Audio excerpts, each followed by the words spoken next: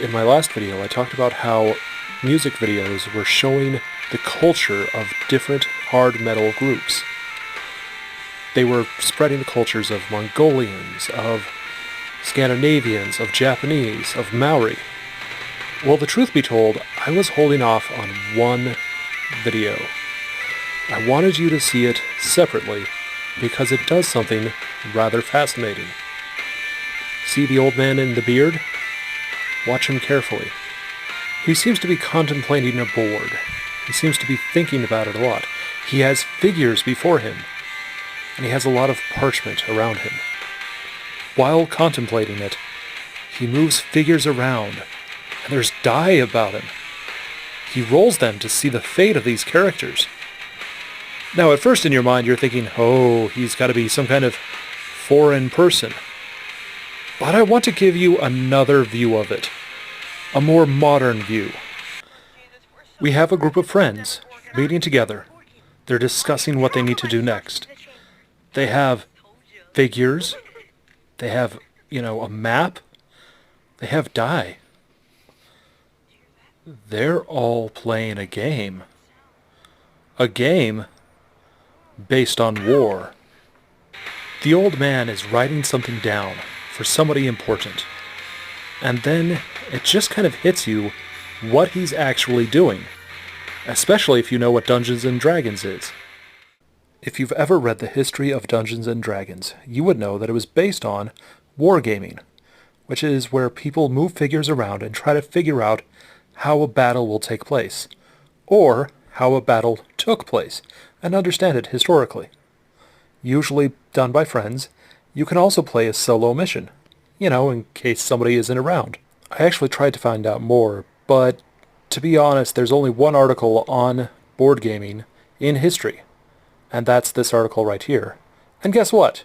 You need about $7 to find out.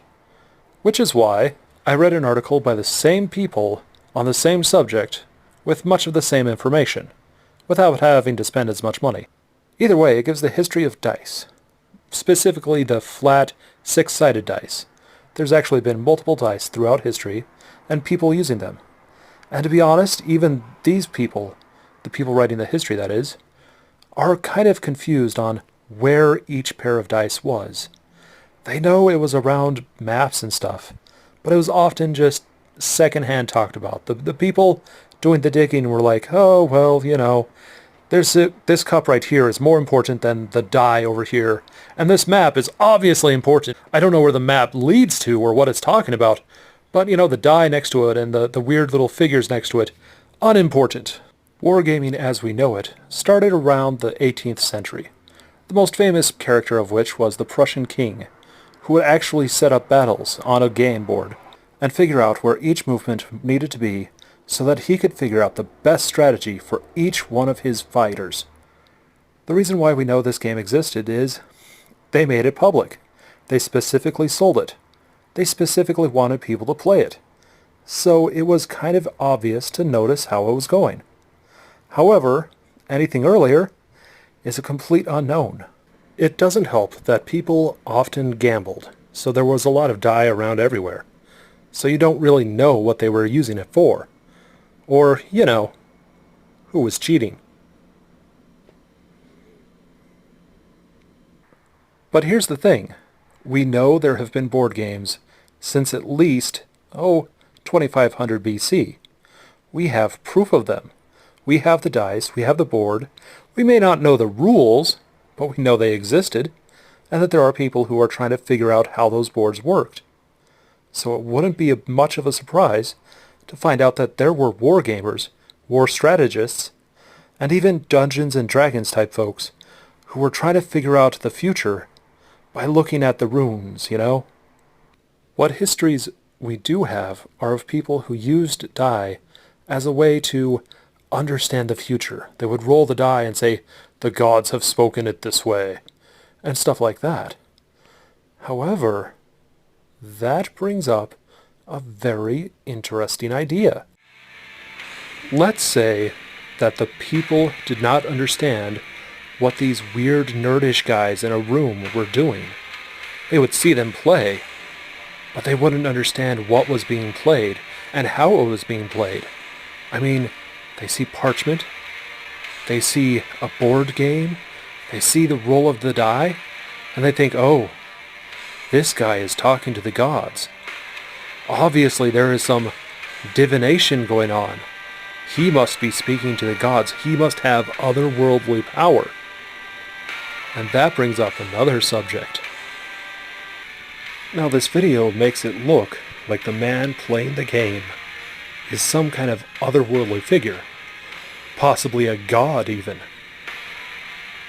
Looking down on the people and controlling them with a pair of dice. A pair of fate.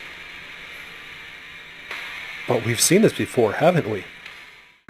Back in the 1980s, Dungeons & Dragons had a similar problem. It had all this weird stuff going around, and to be honest, players kind of used it sometimes to make a spooky atmosphere.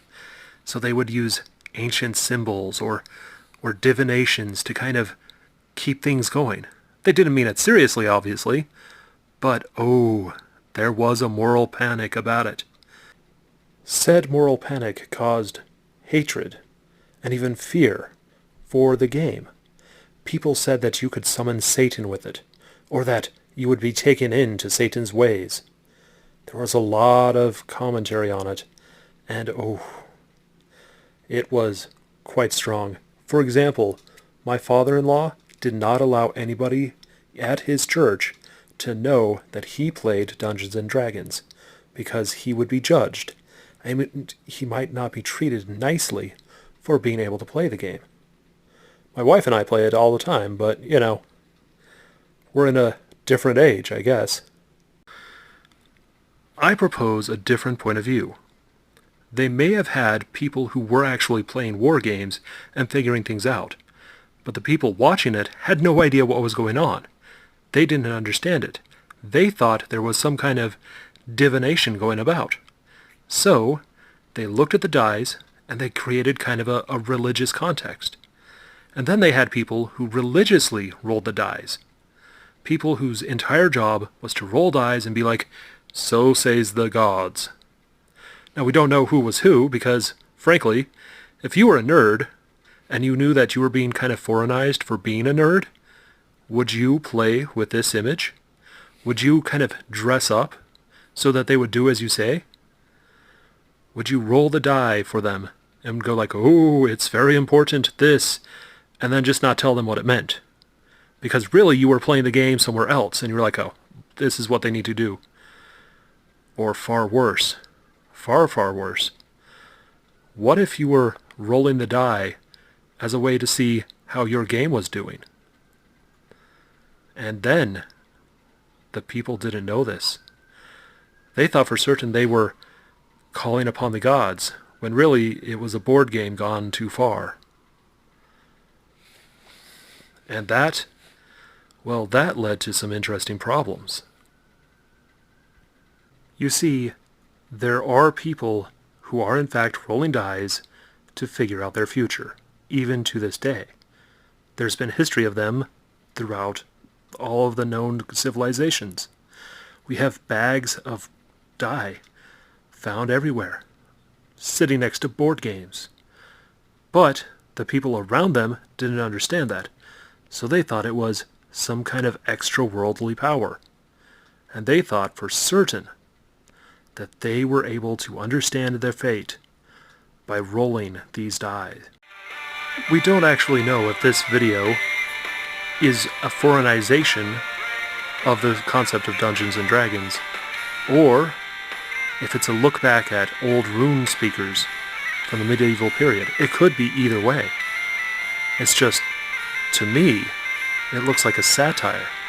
It looks like it's trying to explain this ancient time and how people thought about things without knowing, without saying that actually